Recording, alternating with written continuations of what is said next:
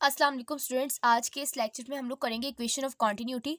और ये हमारे फेडरल बोर्ड के जो लॉन्ग क्वेश्चन और शॉर्ट क्वेश्चन के लिहाज से बहुत इंपॉर्टेंट है। और इसका एक शॉर्ट क्वेश्चन का पोर्शन मैं आपको बताऊंगी आगे चल के। सबसे पहले स्टूडेंट्स आपको बताना चाहिए इक्वेशन ऑफ कॉन्टिन्यूटी की डेफिनेशन क्या है। लेकिन डेफिनेशन से पहले आप लोगों को डेरिवेशन पता होगी तो आप लोगों को डेफिनेशन को ज़्यादा अच्छी समझ लेंगे।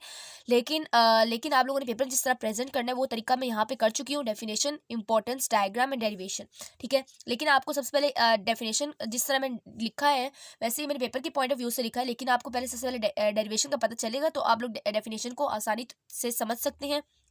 तो स्टूडेंट सबसे पहले हम लोग यहाँ पे डेफिनेशन देखते हैं। The cross sectional area and speed of fluid at any point is constant. Cross sectional area और जो स्पीड है फ्लूइड की वो किसी भी पॉइंट पे क्या होती है, कांस्टेंट होती है।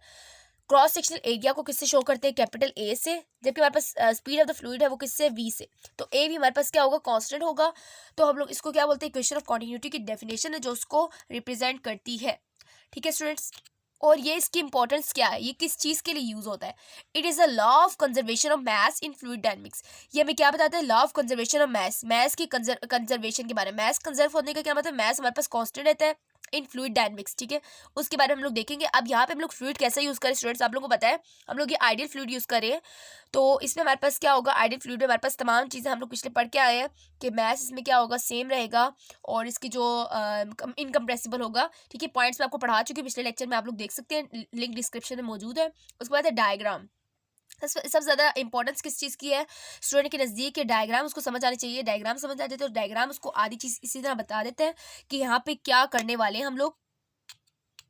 स्टूडेंट्स अगर आप लोग यहाँ पे डायग्राम देखें, डायग्राम मैंने यहाँ पे मैंने थिकनेस वाइज मैंने क्या बनाया है, एरिया वाइज इसको इरेगुलर सा बनाया है। नीचे हमारे पास क्या एरिया बिल्कुल तंग है और ऊपर क्या है, एरिया बड़ा है, ठीक है। और यहाँ पे अगर आप लोग देखें, इसको मैंने नीचे बनाया थोड़ा सा, इसको मैंने ऊपर बनाया है। यहाँ से फ्लो करके लिक्विड ऊपर जा रहा है।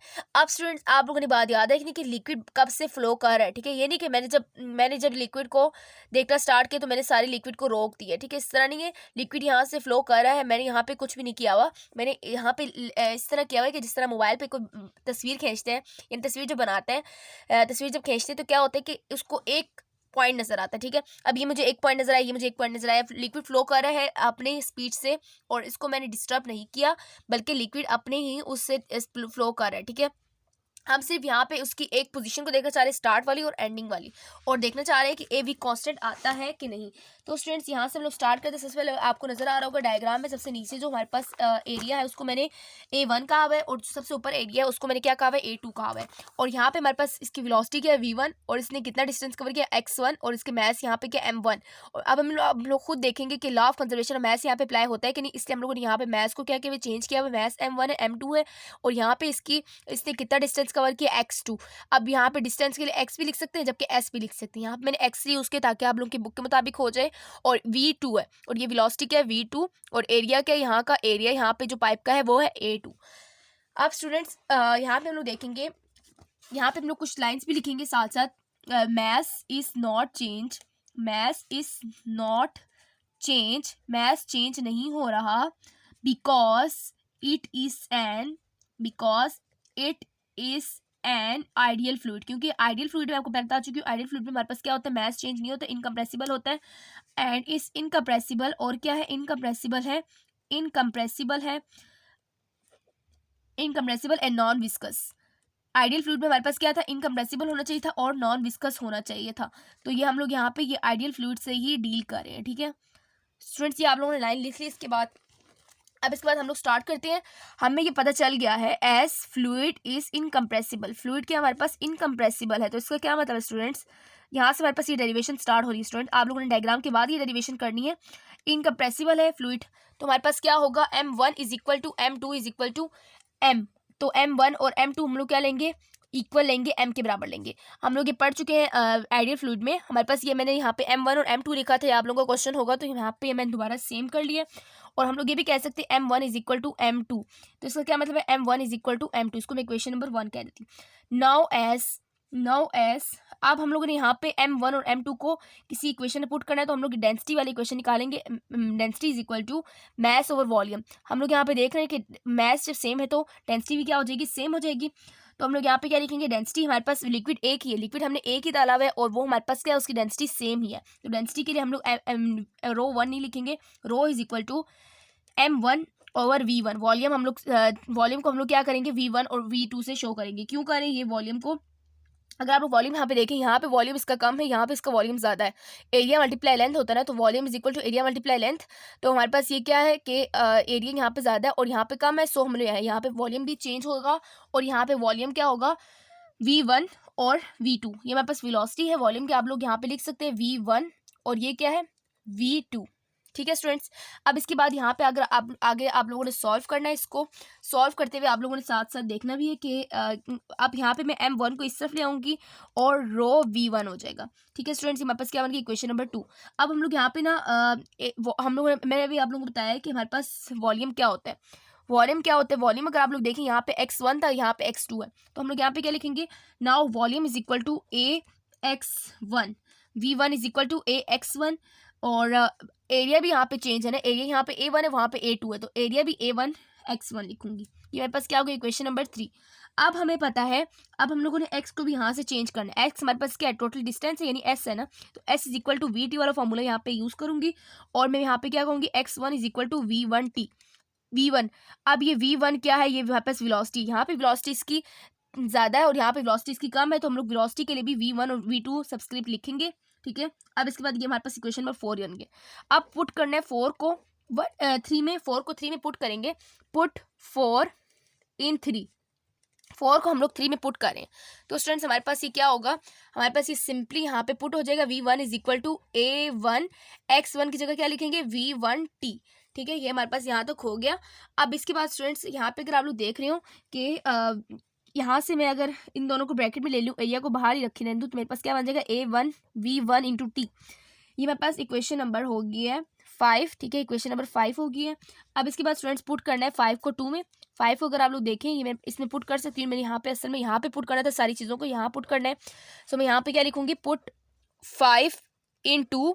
5 को जब मैं 2 में पुट करूँगी, यानी v1 की वैल्यू को m1 row is equal m1 row, v1 की जगह क्या पुट करूँगी a1 और v1 t। ठीक है, यहाँ पुट कर दी और मेरे पास ये क्या आ गया a1 v1 t और ये पास क्या आ गया, पहले पोर्शन का आ गया। ठीक है, पहले पोर्शन का आ गया। अब इसी तरह दूसरे पोर्शन के लिए भी आप लोगों ने इसी तरह सेम प्रोसेस करना है। Similarly m2 is equal to rho a2 v2t। अब स्टूडेंट्स हम लोगों ने क्या किया, सिंपली हम लोगों ने यहाँ पे इस असल में किस में हमने वैल्यूज पुट करना था, हम लोगों ने mass is equal to rho v1 में पुट करना था। v1 हमारे पास क्या होता है, area multiply length, area multiply by distance या फिर लेंथ। ठीक है, x कह दें या फिर s कह दें, और उसमें s is equal to v t और x s को हम लोग x से रिप्लेस कर सकते हैं, तो x1 is equal to v1, velocity change हो रही है v1 t1 v1 t, time हमारे पास सेम है। ठीक है, टाइम हमने एक ही टाइम में इसको लिया है, तो इसलिए हम लोग यहाँ पे वैल्यूज़ को सिंपली v वाली वैल्यू को यहाँ पे जाके पुट कर देंगे, हमारे पास ये वैल्यूज़ निकल आएंगे। और x1 और x2 हम लोग क्यों लिख रहे हैं, ठीक है, x1 और x2 लिखेंगे तो हमारे पास पता चल रहा है हमें यहाँ पे कि ये हमारे पास x1 यहाँ पे ज़्यादा है और यहाँ पे x2 क्या है, कम है। और स्टूडेंट्स यहाँ पे हमारे पास इसकी लेंथ भी ज़्यादा है, लेंथ ज़्यादा है तो फिर यहाँ पे क्या होगा, यहाँ पे विड्थ ज़्यादा है, तो इसीलिए हम लोग यहाँ पे x1 और x2 को सब्सक्रिप्ट में लिख रहे हैं। अब इसके बाद स्टूडेंट्स हम लोगों ने क्या करना है, हम लोगों ने इन दोनों वैल्यूज़ को इक्वेशन नंबर 1 में पुट करना है। इसको मैं कह देती हूँ इक्वेशन नंबर 6, इसको मैं कह देती हूँ इक्वेशन नंबर 7। पुट 6 एंड 7, 6 और 7 को कहाँ पुट करना है स्टूडेंट्स, 1 में पुट करना है। यस, तो पुट करना है 6 और 7 को इन इक्वेशन 1 में पुट करेंगे तो हमारे पास ये क्या आ जाएगा, इक्वेशन 1 देखिए यहाँ पे, रो a1 v1 t, m1 put किए और m2 क्या होगा, रो a2 v2 t। ठीक है, अब इसके बाद हम लोग को नेक्स्ट काम करना है, सेम चीज़ें यहाँ से कैंसिल हो जाएंगी। ठीक है, और हमारे पास टाइम भी कैंसिल हो गया, रो भी कैंसिल हो गया, और ये क्या रह गया, a1 v1 is equal to a2 v2।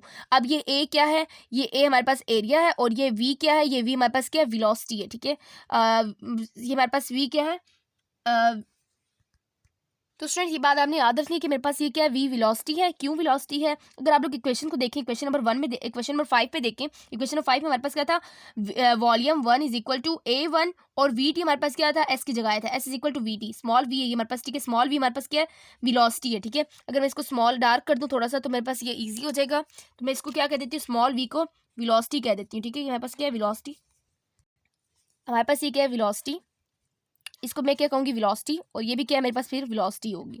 तो हमारे पास ये क्या आया कि ए वी, एरिया और वेलोसिटी को जब मल्टीप्लाई करें तो हमारे पास ये is equal to area one is equal to area one v one is equal to area two v to.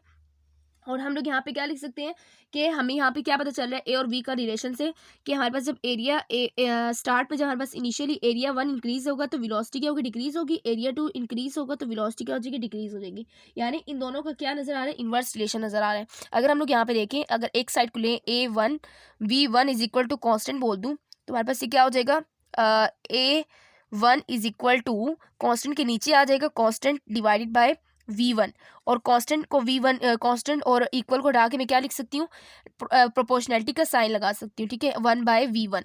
तो हमारे पास ये क्या पता चल रहा है कि A1 हो या A2 हो, ये हमारे पास क्या रह रहा है, ए और वी का इन्वर्स रिलेशन है। तो हमारे पास इससे क्या पता चल रहा है स्टूडेंट्स, अगर आप लोग देखें कि पाइप का जो जिस एरिया का ना क्रॉस सेक्शन, पाइप की जिस साइड का क्रॉस सेक्शन ज़्यादा होगा, एरिया ज़्यादा होगा, उसमें क्या होगी, स्पीड क्या होगी, कम होगी, ठीक है, स्पीड कम होगी। लेकिन जहाँ पे अगर हम लोग बाहर किसी भी हम लोग बाहर अगर पाइप से पानी मारे तो हम लोग अपनी फिंगर अपने थंब को उस पाइप के कैप के ऊपर रखते हैं, कैप के बिल्कुल स्टार्ट वाले पॉइंट पे, और उससे फिर पाइप से पानी मारते हैं।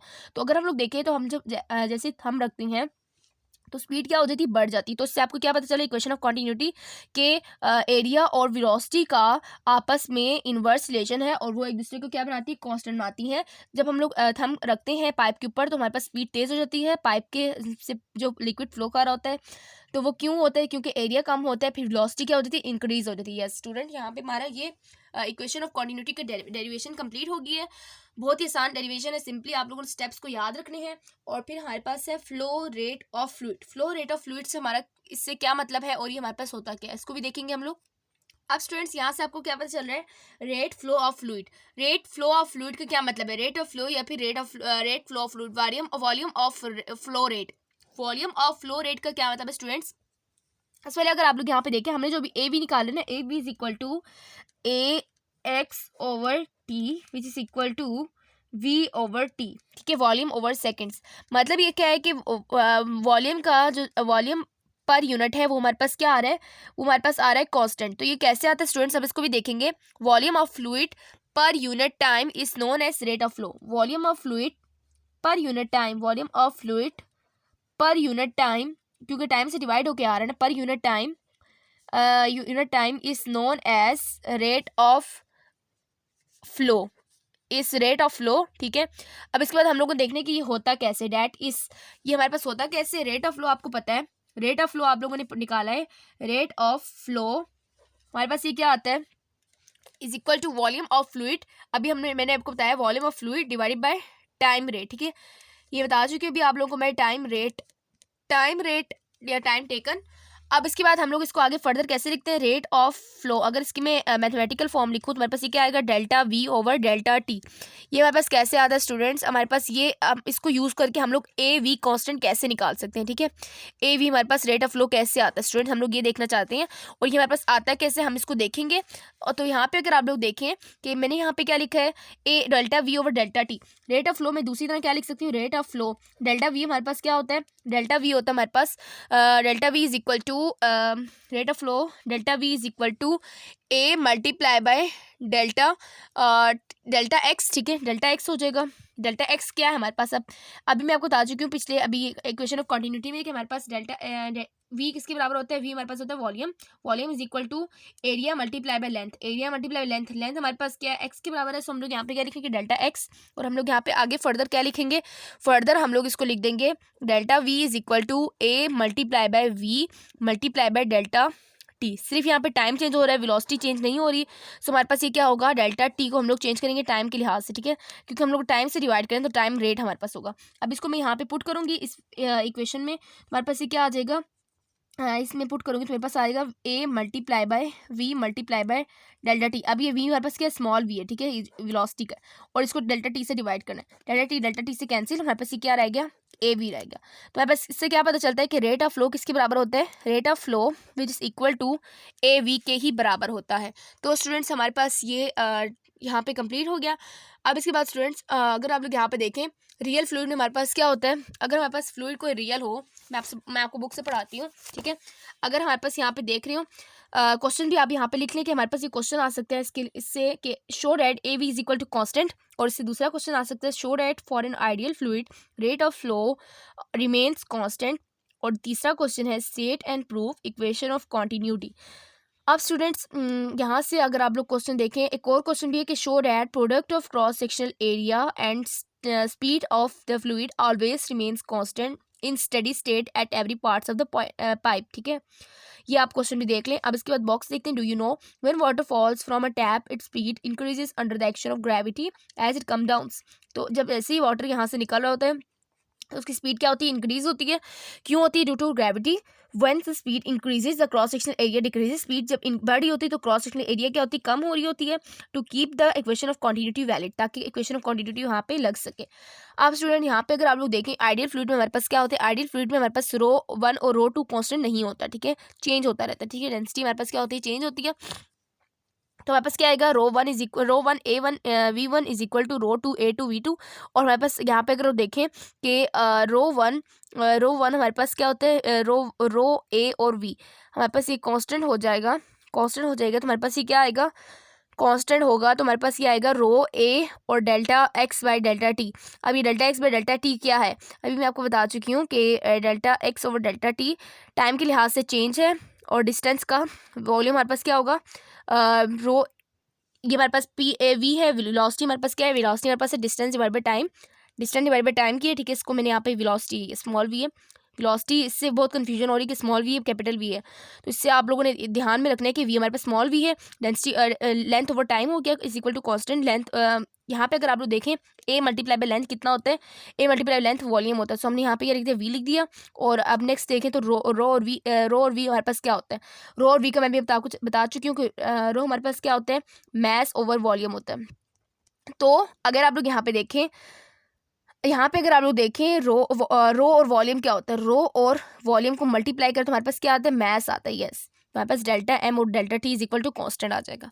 तो स्टूडेंट्स यहाँ पे हमारा ये लेक्चर था जो कि बहुत ही इंपॉर्टेंट है एग्जाम पॉइंट ऑफ व्यू से, और इसमें अगर आप लोग देखें तो मैं ये आपको डेरिवेशन करवा चुकी हूँ, delta v over delta t is equal to constant, और delta v over delta t हमारे पास rate volume per unit time, volume flow rate भी बोल सकते हैं, वॉल्यूम पर यूनिट टाइम भी बोल सकते हैं, हमारे पास ए वी के बराबर कैसे आता है, ये मैं आपको डेरिवेशन करवा चुकी हूँ, ठीक है। ये डेरिवेशन आप लोग खुद भी यहाँ से देख सकते हैं, और इसको आप लोग स्क्रीनशॉट ले सकते हैं, ठीक है, और इसको अपने कॉपी पे या बुक पे पेस्ट कर लें लिख कर। और इसके बाद यहाँ से हमारे पास है कि और time rate of flow of volume is constant, the volume of an incompressible fluid passing through any point in unit time through pipe of non uniform cross section is constant in steady flow में हमारे पास pipe हमारे पास basic uniform ना हो, लेकिन फिर भी incompressible fluid होता है जो कि हमारे पास पाइप में से फ्लो कर रहा होता है, तो उसमें हमारे पास क्या होता है, यूनिट टाइम में हमारे पास उसका वॉल्यूम और टाइम के लिहाज से क्या होता है, कांस्टेंट होता है, यानी ए और वी एरिया और वेलोसिटी इसकी क्या होती है, कांस्टेंट होती है, और दोनों आपस में एक दूसरे से इन्वर्स रिलेशन रखते हैं, और जिसको हम लोग बोल सकते हैं A is inversely proportional to velocity और v is inversely proportional to area. तो स्टूडेंट्स ये था हमारा आज का लेक्चर, और बहुत ही इंपॉर्टेंट क्वेश्चंस हैं ये हमारे पास एग्जाम पॉइंट ऑफ व्यू से, इसको आप लोगों ने अच्छी तरह से रट लेना है और समझ लेना है, ठीक है। मिलते हैं नेक्स्ट लेक्चर में, तब तक के लिए अल्लाह हाफिज़।